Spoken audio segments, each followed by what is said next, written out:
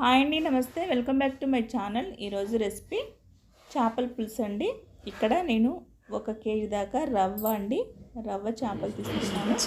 అవి వాటిని క్లీన్గా చేసేసుకొని పక్కన పెట్టుకున్నాను. తర్వాత ఒక ఉల్లిగడ్డని స్టవ్ ఆన్ చేసుకొని ఉల్లిగడ్డని ఇలా బాగా కాల్చుకున్న తర్వాత ఒక మిక్సీ జార్ తీసుకొని కొంచెం జీలకర్ర వేసుకొని ఉల్లిగడ్డ కట్ చేసుకుంది వేసుకొని టమాటా కూడా కట్ చేసుకొని వేసుకోవాలి. అలాగా మిక్సీ పట్టుకుంటే ఇలా పేస్ట్ అవుతుందండి. ఆ పేస్ట్ని మొత్తము ముక్కలలో వేయాలి.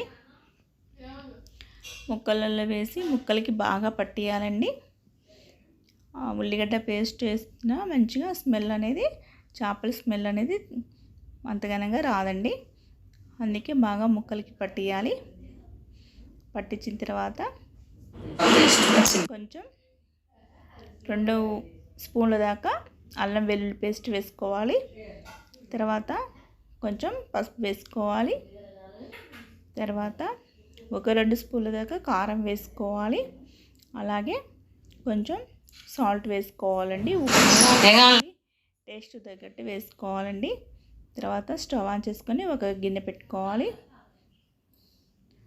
పెట్టుకున్న తర్వాత 1-2 స్పూన్ల దాకా ఆయిల్ వేసుకోవాలి. ఆయిల్ వేసుకున్నాక కట్ చేసుకున్న ఆనియన్స్, పచ్చిమిర్చి వేసుకోవాలి.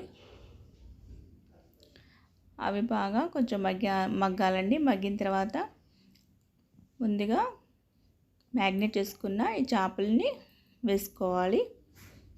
వేసేసుకొని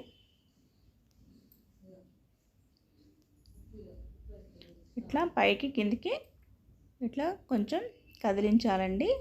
అదే గరిటె పెడితే చేప ముక్క విరిగిపోతుంది. అందువల్ల ఇట్లా పైకి కిందికి ఇట్లా కదుపుతూ ఉండాలి. తర్వాత చింతపండు పులుసు కొంచెం వేసుకోవాలండి. వేసుకొని కొంచెం స్పూన్తో కొద్దిగా కలుపుకోవాలండి. తర్వాత మెంతి పొడి కొంచెం వేసుకోవాలి. తర్వాత కొత్తిమీర కూడా వేసేసుకోవాలండి. చూడండి, చేపల పులుసు అనేది బాగా మరిగిపోయింది. చేపలు అనేది రెడీ అయిపోయింది. అంతే అండి, ఒక బౌల్లోకి తీసుకోవడమే. మా వీడియో కనుక మీకు నచ్చితే లైక్ చేయండి, షేర్ చేయండి, సబ్స్క్రైబ్ చేయండి.